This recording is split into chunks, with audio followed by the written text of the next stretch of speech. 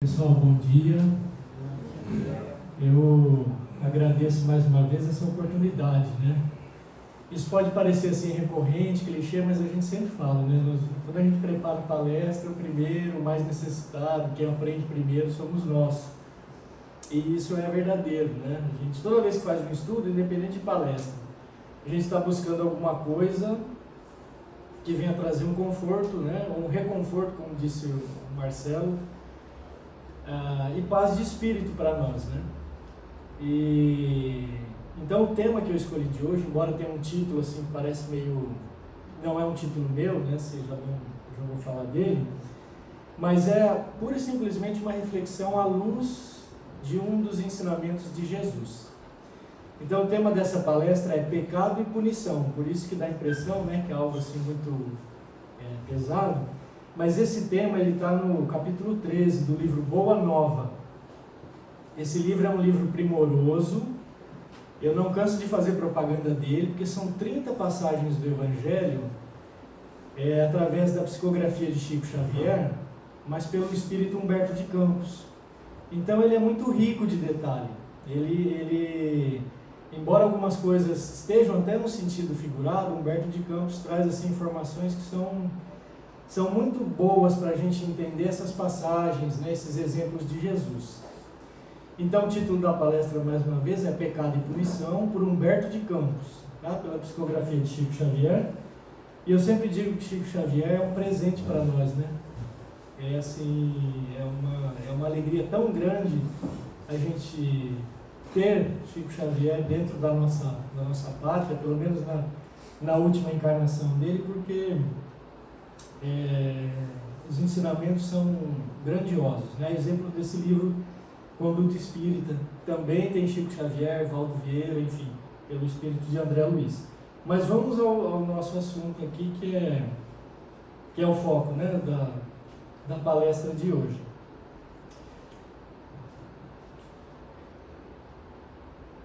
Então, gente, essa passagem que Humberto de Campos traz está no Evangelho segundo o Espiritismo, capítulo 10. E esse capítulo 10 é intitulado Bem-aventurados os que são misericordiosos. Então tem vários trechos lá, e uma das passagens ela é bem conhecida de nós, e é essa que Humberto de Campos explora, né, nesse capítulo, que é o não julgueis para não ser de julgado. Então atire a primeira pedra aquele que estiver sem pecado. Então Allan Kardec recorta dois trechos, né? Um do Evangelho de Mateus e o outro do Evangelho de João, que eu vou ler aqui para vocês. Esses trechos estão no item 11 e item 12, tá bom? Do capítulo 10 do Evangelho segundo o Espiritismo. E diz assim, no Evangelho de Mateus primeiro: Não julgueis a fim de não serdes julgados, porquanto sereis julgados conforme houverdes julgados outros. Empregar-se-á convosco a mesma medida de que vos tenhais servido para com os outros. E no item 12, aí, Evangelho de João, diz assim: Então os escribas e os fariseus lhe trouxeram uma mulher que fora surpreendida em adultério, e pondo-a de pé no meio do povo, disseram a Jesus: Mestre, esta mulher acaba de ser surpreendida em adultério. Ora, Moisés, pela lei, ordena que se lapidem as adúlteras. Qual a tua opinião sobre isso? Diziam isto para o tentarem e terem de que o acusar. Jesus, porém, abaixando-se, entrou a escrever na terra com o dedo. Como continuassem a interrogá-lo, ele se levantou e disse: Aquele dentre vós que estiver sem pecado, atire a primeira pedra. Que é talvez um dos ditados mais conhecidos, né, que a gente sabe a respeito de Jesus, mesmo que não tenha qualquer vínculo destinado à religião ou algo assim, ou mesmo Jesus, é muito comum no nosso dia a dia, às vezes a gente utilizar isso, seja num tom até de brincadeira, né, ou numa conversa mais reservada. Em seguida, abaixando-se de novo, continuou a escrever no chão. Quanto aos que o interrogavam, esses, ouvindo falar daquele modo, se retiraram um após o outro, afastando-se primeiro os velhos, Ficou, pois, Jesus a sós com a mulher, colocado no meio da praça. Então, levantando-se, perguntou-lhe Jesus: mulher, onde estão os que te acusavam? Ninguém te condenou? Ela respondeu: não, Senhor. Disse-lhe Jesus: também eu não te condenarei. Vai-te, de futuro não tornes a pecar, ou não peques mais, depende da tradução, né? Esses trechos extraídos, eles são interessantes porque boa parte, para não dizer 90% ou mais do que eu vou comentar aqui, não é meu, é óbvio que tem algumas reflexões minhas, né? Mas é dos ensinamentos de Jesus, de Allan Kardec, e, como eu disse, de Humberto de Campos e Chico Xavier. Então o mérito é deles, não é meu nesse sentido, é isso que eu quero dizer. Em parte a gente comenta, reflete, tentando contribuir de alguma forma. Então nessa passagem é interessante a gente entender um aspecto. Naquele momento, por que era uma armadilha para Jesus? Esse tipo de colocação. E óbvio que ele, como espírito mais elevado, que é o nosso modelo, ele não caiu nessa armadilha, né? Ele usou mais uma vez esse ensinamento para transformar o ser humano. Então, se Jesus condenasse aquela mulher à morte, por mais que houvesse qualquer condenação pelo Sinédrio, né, que era a alta cúpula, vamos dizer assim, dos judeus que julgavam, quando ia ocorrer uma condenação, mesmo assim eles precisavam se reportar ao governo romano. E isso era uma das coisas que também incomodava o povo judeu, porque eles queriam essa libertação em relação ao jugo romano. Então, se Jesus diz, essa mulher deve ser morta, como eles estavam tentando Jesus para isso, ele estaria passando por cima daquele poder que era de Roma. E, obviamente, seria acusado pelo Sinédrio por isso. Então, ele entraria, numa situação de condenação por ele mesmo, vamos dizer assim. Mas se Jesus também não seguisse as leis mosaicas, que era a lei judaica, que foi pego em adultério, deve ser apedrejado até a morte, deve ser lapidado, ele estaria indo contra o povo judeu. Então eles pensaram, realmente impor Jesus numa armadilha. E Jesus, então, diz de forma, aquele que nunca pecou, que atire a primeira pedra. Jesus não pendeu para um lado nem para o outro. Na verdade, ele procurou, ele transformou isso numa oportunidade de fazer o ser humano refletir. Então, esse é um aspecto interessante do ponto de vista quando se diz que é uma armadilha para Jesus. E tem outro aspecto que eu não sou entendido disso, mas eu pesquisei um pouco e tal, porque o adultério ele nunca é isolado. Então, precisa ter mais de uma pessoa para se adulterar. E nessa passagem, o homem, por exemplo, não está presente. Ele desaparece. E pesquisando sobre isso, é dito que o marido traído naquela época, ele tinha direito, inclusive, de escolher, ordenar, vamos dizer assim, a pena para, não só para a mulher, mas para aquele homem que estava adulterando com a sua esposa. Inclusive, ele poderia escolher pela morte daquela pessoa, Mas isso desaparece no meio da passagem, não é o foco também da nossa discussão aqui, mas são aspectos interessantes para a gente refletir. Por que Jesus, é isso que Humberto de Campos vem nos trazer com riqueza de detalhe, onde que essa passagem vai culminar com a transformação da humanidade, como ele diz desta forma. E quando Jesus, então, gente, nesse momento faz essa reflexão sobre essa mulher, na verdade ele primeiro acolhe, porque assim, quem está isento de erro na face da terra? Salvo raras exceções, dos espíritos mais elevados, mas todos nós não estamos isentos de erro. E quando a gente erra, a gente é o primeiro a saber, Às vezes a gente tem uma dificuldade ainda eu sei que está errado, não vou fazer, acaba, puxa, falhei de novo. Então esse entendimento de Jesus, primeiro ele acolhe, esse espírito em sofrimento, esse espírito carente. Quem de nós não é carente em algum campo? Quem de nós não tem as nossas carências?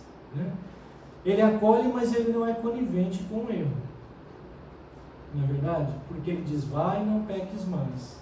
É bem diferente uma coisa da outra. E na verdade ele transformou essa mulher e a salvou, né?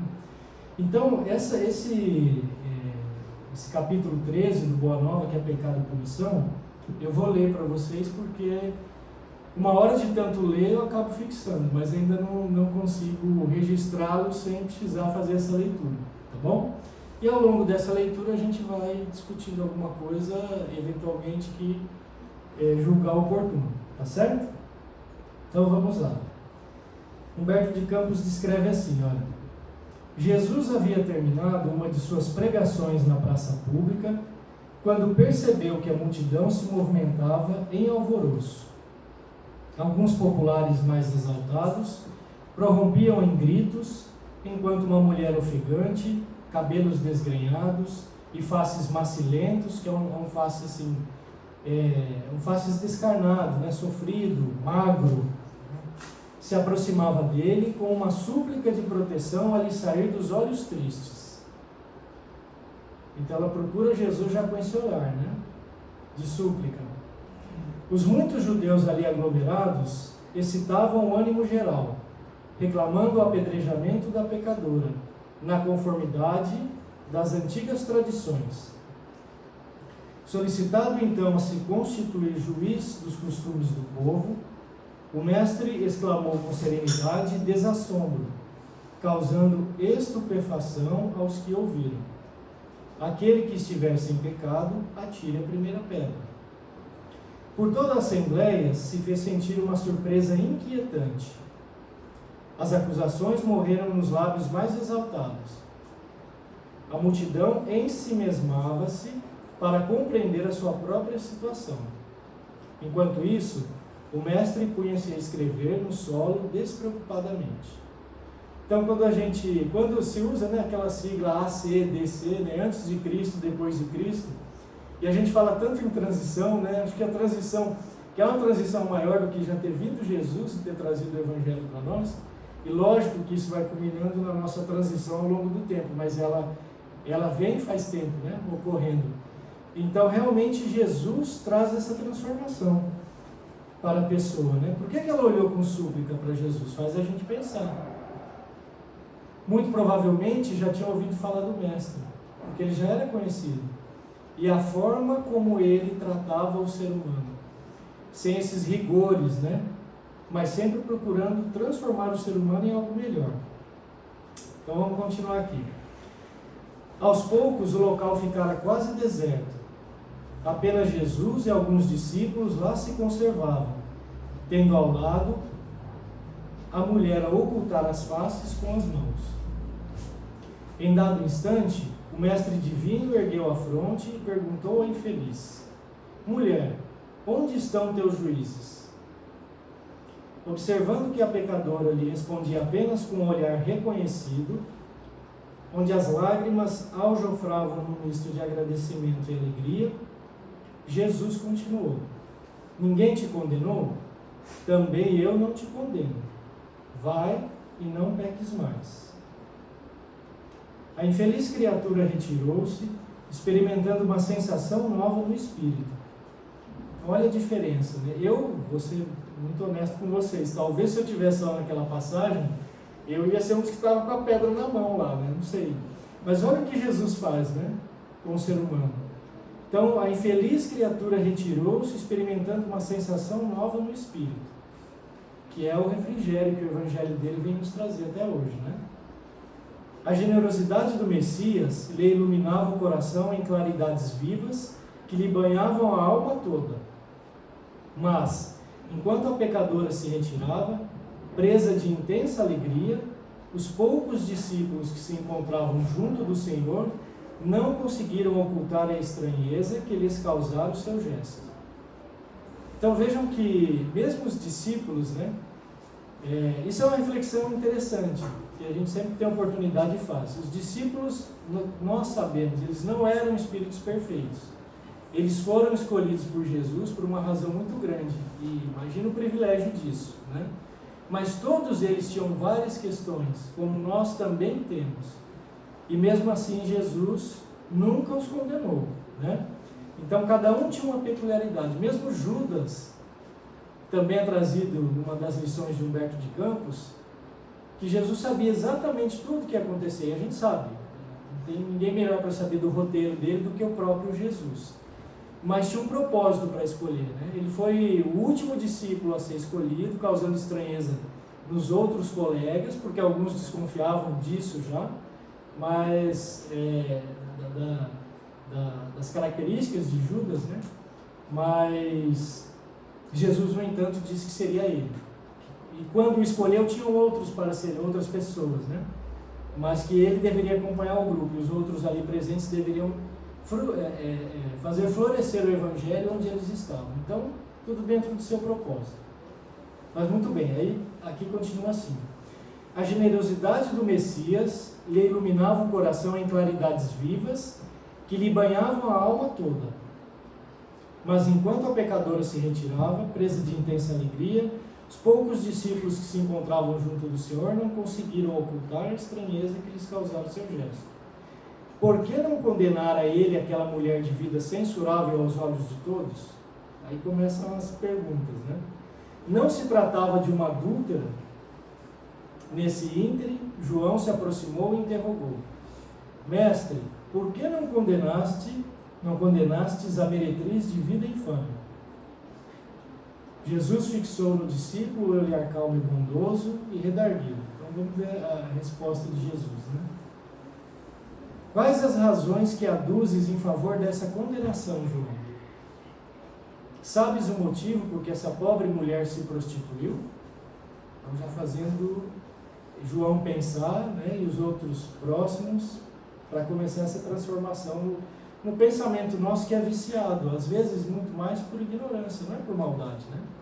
Como o próprio Jesus diz, como está no livro dos Espíritos, e como Emmanuel também diz, que nós, como seres humanos, muitas vezes erramos muito mais por ignorância, né, inconscientemente às vezes, do que por maldade.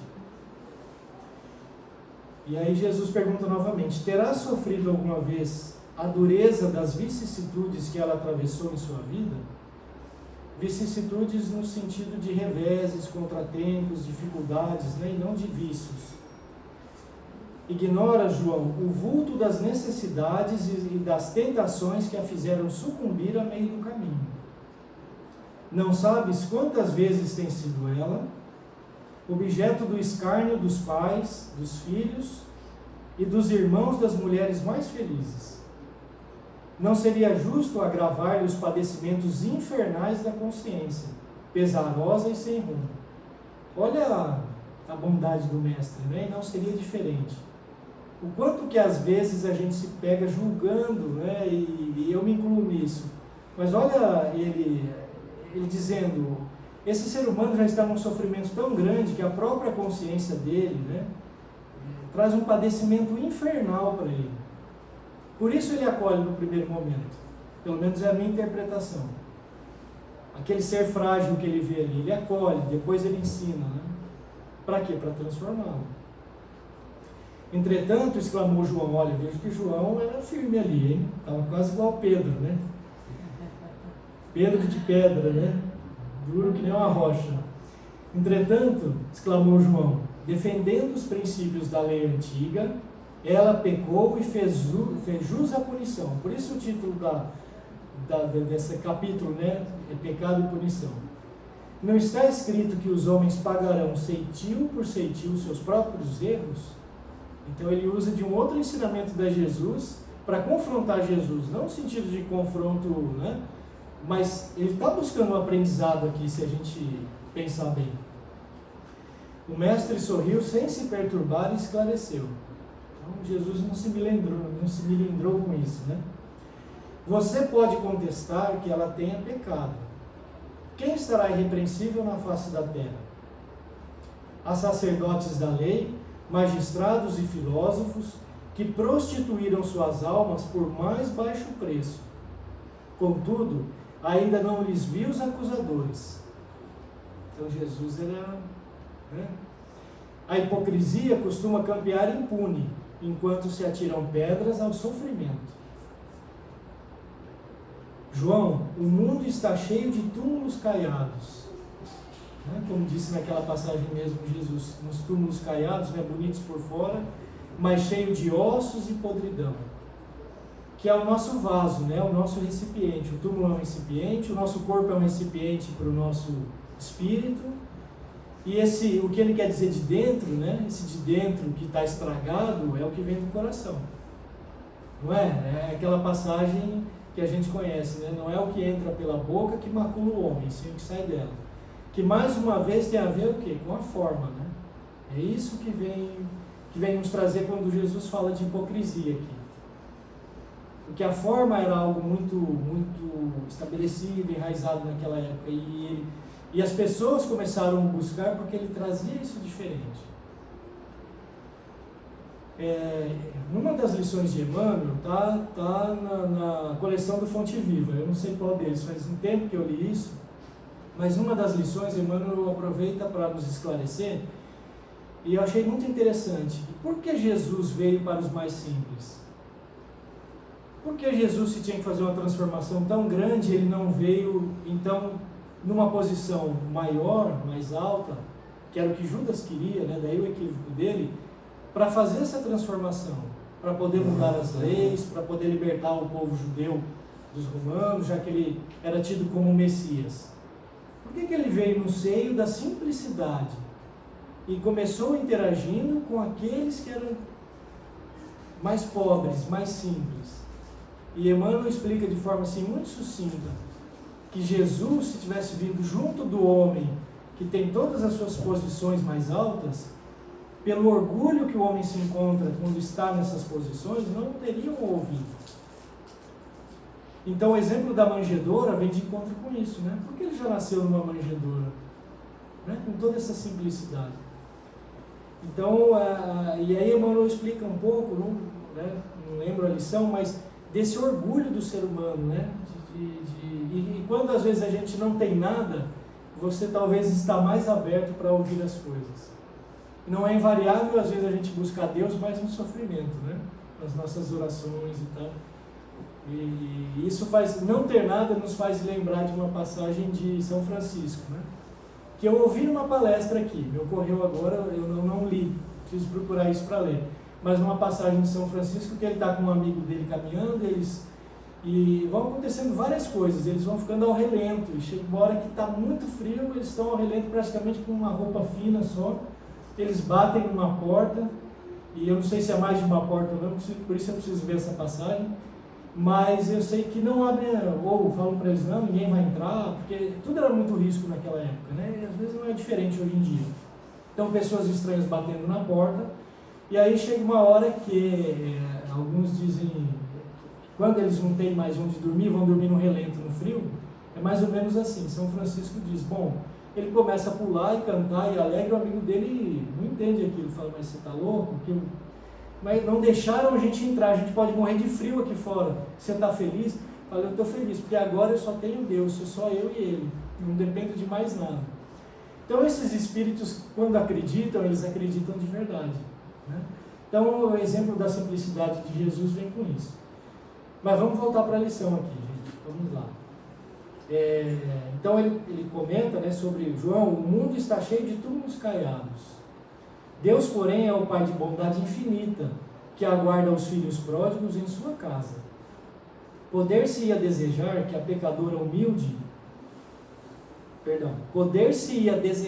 a pecadora humilde tormento maior do que aquele a que ela própria se condenou por tempo indeterminado. Está falando da consciência do ser humano, né? Que é o grande juiz nosso. Quantas vezes lhe tem faltado pão à boca faminta, ou a manifestação de um carinho sincero à alma angustiada? Raras dores no mundo serão idênticas às agonias de suas noites silenciosas e tristes. Esse é o seu doloroso inferno, sua aflitiva condenação. É que em todos os planos da vida, o Instituto da Justiça Divina funciona naturalmente com seus princípios de compensação. Cada ser traz consigo a fagulha sagrada do Criador e erige dentro de si o santuário de sua presença ou a muralha sombria da negação. Mas só a luz e o bem são eternos, e um dia todos os redutos do mal cairão, para que Deus resplandeça no espírito de seus filhos. Não é para ensinar outra coisa que está escrito na lei, que vós sois deuses. Porventura, não sabes que a herança de um pai se divide entre os filhos em partes iguais? Falando de Deus e nós que somos filhos dele, né? Como ele disse, temos a fagulha sagrada dentro de nós, no momento da criação do nosso espírito, né? As criaturas transviadas são as que não souberam entrar na posse de seu quinhão divino. Olha que interessante. Permutando-o, trocando-o pela satisfação de seus caprichos, no desregramento e no abuso, na egolatria ou no crime, pagando alto preço pelas suas decisões voluntárias. Então Jesus está fazendo João pensar aqui a respeito, né, de que Deus está de braços abertos para todos nós. Que nós, quando a gente diz que tem Deus dentro de nós, o Marcelo comentou recentemente na palestra dele, a gente sempre que lembra fala, né, quando Allan Kardec pergunta no Livro dos Espíritos, onde está Deus? A resposta é muito simples, na consciência. Todos nós temos consciência, então nós temos Deus dentro de nós. Né? O sofrimento talvez que a gente esteja passando ou encontrando, como focando mais nesse exemplo aqui da mulher, é porque a gente fez esse desvio talvez, em alguns campos, não em todos. A gente não entrou nessa posse do quinhão divino. O que é essa posse do quinhão divino? Está dizendo aqui que é o bem, né? Que o mal ele não vai perdurar. Todo espírito, mesmo que esteja no trajeto do mal, enraizado no mal, em algum momento vai ocorrer essa transformação. Mais ou menos cedo. E essa transformação para nós, pelo menos, ou para mim, né, vou falar de mim, de onde que ela vem? No senso comum. Vem dos ensinamentos de Jesus. Quando ele diz, né, eu sou o caminho, a verdade e a vida. Ninguém chegará ao Pai se não for por mim. Qual que é uma das interpretações disso? Né? E é que eu considero para mim mesmo, seguindo o que Emmanuel nos ensina também. O caminho, né, através dos ensinamentos que ele nos faz. Do bem, do amor, da misericórdia, que é óbvio que algumas coisas nós temos dificuldade ainda, né? Mas já estamos nos vinculando ao Evangelho de Jesus. Então essa transformação, ela já, felizmente, se iniciou, né? Então, continuando, aí ele diz assim, Jesus: examinada a situação por esse prisma, temos de reconhecer no mundo uma vasta escola de regeneração, onde todas as criaturas se reabilitam da traição aos seus próprios deveres. A Terra, portanto, pode ser tida como um grande hospital, em que o pecado é a doença, de todos. O Evangelho, no entanto, traz ao homem enfermo o remédio eficaz, para que todas as estradas se transformem em suave caminho de redenção. É por isso, João, que não condena o pecador para afastar o pecado, e em todas as situações prefiro acreditar sempre no bem. Olha que frase bonita de Jesus, né? É por isso que não condena o pecador para afastar o pecado. Porque se fosse assim, eliminar o pecador, o pecado desapareceria. Como é que a gente afasta o pecado, se for pensar, né? Não é com a transformação do ser humano? Não é isso que ele estava fazendo com essa mulher aqui, quando a salvou, né, da morte, do apedrejamento? Porque a gente eliminar o pecador, o pecado vai continuar aí. Não é? E quando a gente fala em pecado, pessoal, é no sentido de erro, tal, desse, né, porque era uma palavra muito usada na época, não é para ser pesado, não é para... É só para essas reflexões nossas. É por isso que não condena o pecador para afastar o pecado. Não adianta só condenar o pecador. Precisa transformá-lo, né? Quando observares, João, os seres mais tristes e miseráveis, arrastando-se numa noite pejada de sombra e desolação, lembra-te da semente grosseira que encerra um germe divino e que um dia se elevará do seio da terra para o beijo de luz do sol. Então Jesus não perde a esperança nunca, né? É isso que ele está dizendo para João. Cada um tem o seu tempo para atingir essa luz, né? Terminada a explicação do mestre, o filho de Zebedeu Deixando transparecer na luz do olhar a sua profunda admiração, pôs-se a meditar nos ensinamentos recebidos. Muito tempo ainda não transcorrera depois desse acontecimento, quando Jesus subiu de Cafarnaum a Jerusalém, acompanhado por alguns de seus discípulos. Celebravam-se festas tradicionais entre os judeus. O Messias chegou num sábado, sob a fiscalização severa dos espíritos rigoristas da época. Então, mais uma vez, né, por que Jesus chegou num sábado? Né? A gente sabe dessa explicação e fala um pouquinho aqui. Não foram poucos os paralíticos que o cercaram, ansiosos pelo benefício da sua virtude salvadora. Escandalizando os fanáticos, porque ele chegou no sábado para trabalhar, né? Por isso, escandalizando os fanáticos, o Mestre curava e consolava na sua jornada de gloriosa redenção, explicando que o sábado fora feito para o homem e não o homem para o sábado. Então, mais uma vez, Jesus mostrando que as leis eram importantes, ele jamais desfez das leis mosaicas ou algo assim, mas mostrando que o homem precisava se libertar de certas coisas, né? E não ser tão ferrenho no julgamento do ser humano, porque aquilo não ia levar a um lugar de transformação. Então, o sábado fora feito para o homem e não o homem para o sábado. E nessa passagem do Evangelho, inclusive, Jesus pergunta ao fariseu, quando ele é questionado, sobre os trabalhos dele, né? Trabalhar no sábado e tal. Então, por isso ele foi escandalizando, por isso muitos foram ficando descontentes com Jesus, né? E ele faz uma pergunta interessante para o fariseu. Ele fala: quando a sua ovelha escapa num dia de sábado, vai para o meio do pasto, num vendaval e num temporal, você sai da sua casa para buscá-la? E o fariseu disse: sim, eu saí para buscá-la. Que diferença tem em relação a isso quanto ao trabalho? Não é um trabalho da mesma forma? Então, aprendizado, né? Aprendizado sempre é o que ele fazia refletir. Por isso, o sim, sim, não, não de Jesus vem daí também, né? Nas convicções, na nossa transformação do ponto de vista moral. Vendo tantos cegos e aleijados aglomerados à passagem, Tiago o interpelou. Então, né, outro discípulo agora: Mestre, sendo Deus tão misericordioso, por que pune seus filhos com defeitos e moléstias tão horríveis? E aí, em algum momento da nossa vida, seja quando a gente era criança ou não, é bem provável que talvez a gente tenha feito alguma pergunta parecida a isso, né? É interessante. E Jesus responde assim: acreditas, Tiago? Respondeu Jesus: que Deus desça de sua sabedoria e de seu amor para punir seus próprios filhos?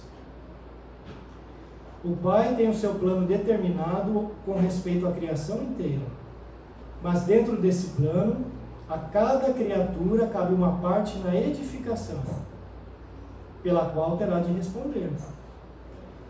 Abandonando o trabalho divino para viver ao sabor dos próprios caprichos, a alma cria para si a situação correspondente, trabalhando para reintegrar-se ao plano divino, depois de se haver deixado levar pelas sugestões funestas contrárias à sua própria paz. Então, ele volta a frisar isso, né? Que a gente precisa fazer uma análise, né? De onde vem esse sofrimento? Pode ter relação com, talvez, os caminhos que por algum momento eu procurei seguir, né? E aí vai tirar, contrárias à sua própria paz. Acaba tirando a nossa própria paz de espírito, né? João compreendeu que a palavra do Messias era a confirmação dos ensinamentos que já ouvira de seus lábios. Então João estava vendo esse diálogo entre Tiago e Jesus, né? Então João compreendeu que a palavra do Messias era a confirmação dos seus ensinamentos que já ouvira de seus lábios, na tarde em que a multidão exigia o apedrejamento da pecadora. Afastaram-se em seguida do tanque de Betsaida, cujas águas eram tidas em Jerusalém, na conta de milagrosas, e onde o mestre fizera andar paralíticos, dera vista a cegos e limpara leprosos. Na companhia de Tiago e João, o Senhor encaminhou-se para o templo, onde um dos paralíticos que ele havia curado relatava o acontecido, cheio de sincera alegria. Jesus aproximou-se dele e, deixando entrever aos seus discípulos que desejava confirmar os ensinamentos sobre pecado e punição, falou-lhe abertamente, como se lê no texto evangélico de João: eis que está a ação, não peques mais, para que te não suceda coisa maior, ou coisa pior, dependendo da tradução, né? Era muito comum quando alguém se curava, né? Era muito comum também ele dizer, né? A tua fé te curou. E a passagem talvez mais, assim, que reforça isso é quando a mulher em sangramento toca a túnica de Jesus, né? Ele percebe aquilo. E ele sempre falava quando curava alguém, a tua fé te curou. Então, a passagem, por exemplo, dos 10 leprosos, né, que são samaritanos, que Jesus, no caminho pós-Jerusalém, antes da sua crucificação, né, numa outra viagem, eles falam com Jesus de longe, né, porque o leproso era proibido de se aproximar de quem não tinha lepra. Eles eram segregados mesmo. E aqueles 10 leprosos, eles pedem a Jesus, para que Jesus os cure. Né? E quando eles pedem isso, Jesus fala, podem ir ter com o Sinédrio. Podem se apresentar ao Sinédrio. Por quê? Porque fazia parte dos rigores da lei ali. Qualquer um que se curasse de lepra tinha que reportar ao Sinédrio. É como se fosse uma doença que você tem que reportar à vigilância sanitária, algo assim. Então Jesus, mesmo eles ainda não curados, Jesus pede para eles irem ter com o Sinédrio. E no caminho, eles começam a perceber a cura e a transformação. E essa passagem é muito interessante porque um apenas volta para agradecer Jesus. Dos 10, eles se curaram e tal, mas apenas um. Ele volta, agradece Jesus. E o que a gente pode extrair dessa informação, já que a gente está falando aqui de transformação, que é o que ele fez com a mulher tida como pecadora, né, como é posto nessa passagem, é a transformação do ser humano. Né? É o entendimento desse que voltou em relação ao seu evangelho. Né? É essa transformação. Isso é uma das interpretações. Né? E aí, continuando aqui na lição, diz assim, pessoal: desde que esses ensinos foram dados, novas ideias de fraternidade povoaram o mundo, com respeito aos transviados, aos criminosos e aos inimigos, atingindo a própria organização política dos estados. Então, quando eu falei lá no começo, né, do como que essa passagem acaba se transformando depois em relação à humanidade, por causa desses ensinamentos aqui de Humberto de Campos, trazendo essas informações, do quanto que isso reflete hoje no nosso dia a dia, ainda do ponto de vista de organização, né? Com essa transformação de Jesus, nesse exemplo. E ele continua dizendo assim: o Império Romano vulgarizara os mais nefandos processos de regeneração ou de vingança. Escravos ignorantes eram pasto de feras nos divertimentos públicos, pelas faltas mais insignificantes nas casas dos patrícios. Só de uma vez, milhares desses servos, a quem se negava qualquer bem do espírito, foram crucificados numa festa, próximo aos soberbos aquedutos da Via Ápia, que era a via famosa de entrada para Roma. Né? Os açoites humilhantes eram um castigo suave. Entretanto, desde a tarde em que Jesus se encontrou com a pecadora diante da multidão, um pensamento novo entrou a dominar aos poucos o espírito do mundo. A substância evangélica do ensino inolvidável penetrou o aparelho judiciário de todos os povos. A sociedade começou a compreender suas obrigações e procurou segregar o criminoso como se isola um doente, buscando auxiliar-lhe a reforma definitiva por todos os meios do seu alcance. Os menores delinquentes foram amparados pelas numerosas escolas de regeneração.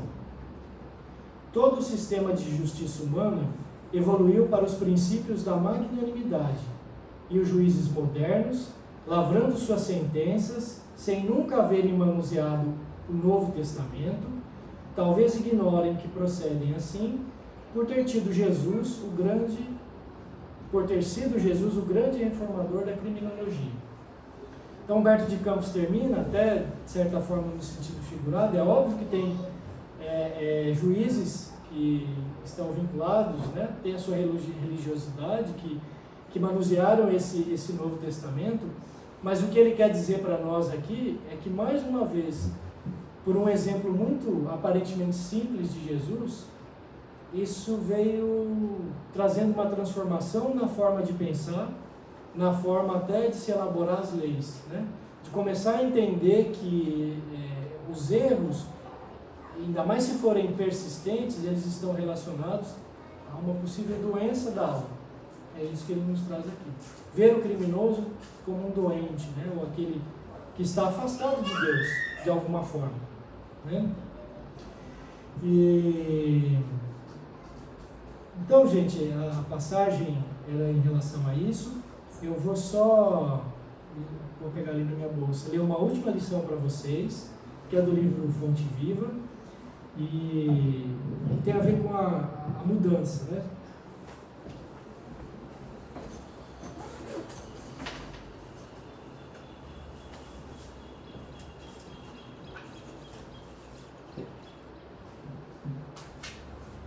Então, esse livro, pessoal, todo mundo conhece, né? O Fonte Viva, que é de Emmanuel, pela psicografia de Chico Xavier, mas o espírito é Emmanuel.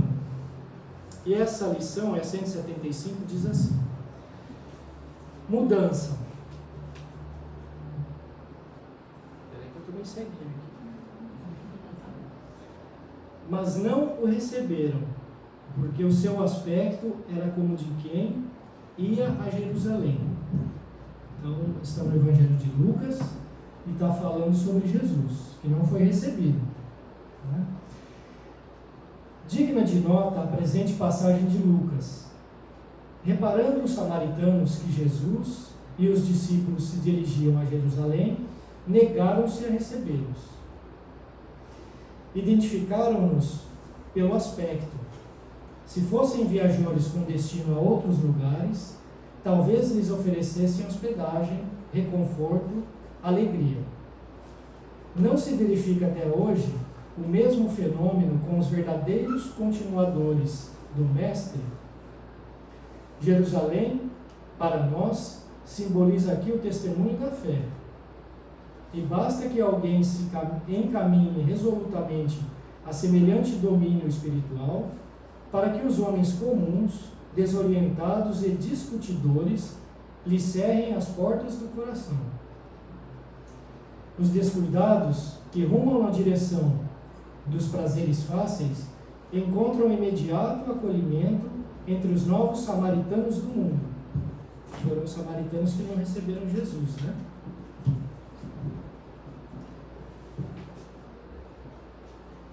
Mulheres inquietas, homens enganadores e doentes espirituais bem apresentados possuem, por enquanto na terra, luzida a assembleia de companheiros. Todavia, quando o aprendiz de Jesus acorda na estrada humana, verificando que é indispensável fornecer testemunho de sua confiança em Deus, com a negação dos velhos caprichos, na maior parte das vezes é constrangido a seguir sem ninguém. É que habitualmente, em tais ocasiões, o homem se revela modificado. Não dá a impressão comum da criatura disposta a satisfazer-se. É alguém resolvido a renunciar aos próprios defeitos e anulá-los a golpes de imenso esforço para esposar a cruz redentora que o identificará com o Mestre Divino. Por essa razão, mesmo portas adentro do lar, quase sempre não será plenamente reconhecido, porque seu aspecto sofreu metamorfose profunda. Ele mostra o sinal de quem tomou o rumo da definitiva renovação interior para Deus, disposto a consagrar-se ao eterno bem e a soerguer seu coração no grande caminho, que é essa transformação da mulher, né? Por isso é mudança o nome dessa lição, e eu achei oportuna quanto a essa passagem de Jesus, tá bom? Da mulher adulta. Gente, eu agradeço imensamente a paciência de vocês, a tolerância em me ouvir, e mais uma vez muito obrigado pelo convite, viu?